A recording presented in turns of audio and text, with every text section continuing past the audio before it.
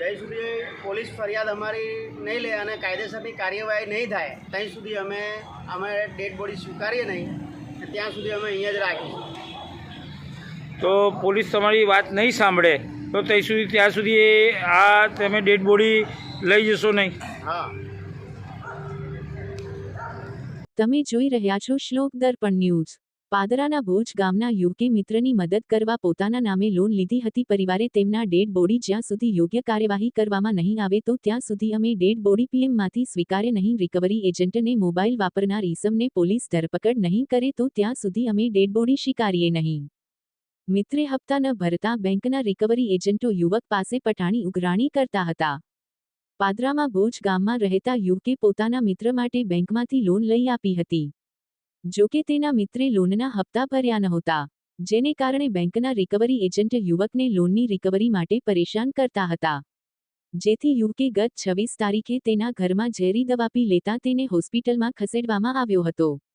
3 hospital બદલાવ્યા બાદ યુવકનું સયાજી હોસ્પિટલમાં શુક્રવારે મોત થયું હતું. જેથી આ બાબતે વડુ પોલીસ મથકે આ બાબતે તપાસ હાથ ધરી હતી.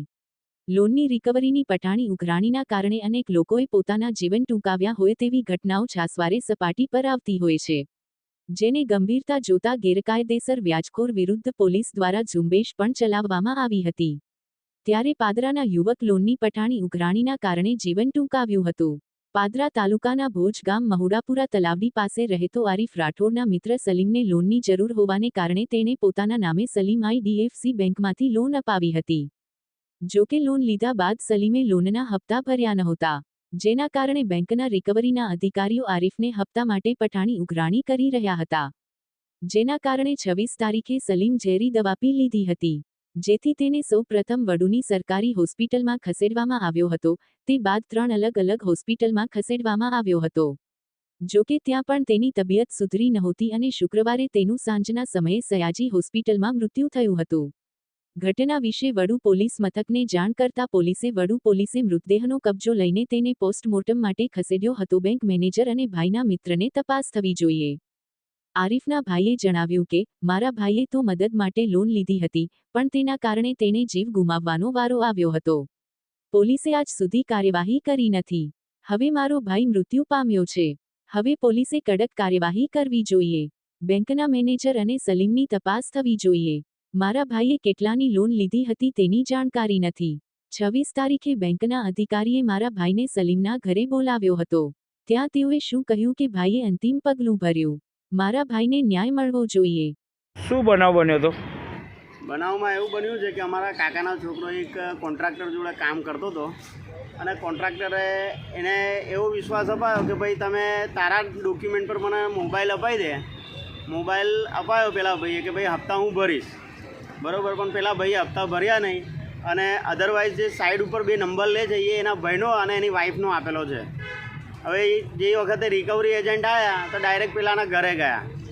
રિકવરી એજન્ટે પછી પેલા મારા ભાઈને ફોન કરીને બોલાવ્યો અને બોલાવ્યા પછી એ કીધું કે ભાઈ તારે કોઈ પણ હિસાબે તારે હપ્તા ભરવા જ પડશે, બરાબર એમ કીધું. અને પછી એ મારો ભાઈ ત્યાંથી કહીને નીકળી ગયો કે ભાઈ તમે તમારી રીતે લોન ક્લિયર કરો, નહીં તો હું દવા પી લઈશ.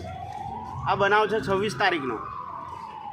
તો હાલમાં જે વ્યક્તિ મરી ગયા છે તે એમને અહીંયા આગળ જે એમાં રાખ્યા છે, તો તમે એમની લાશ સ્વીકારવાનું ના પાડો છો?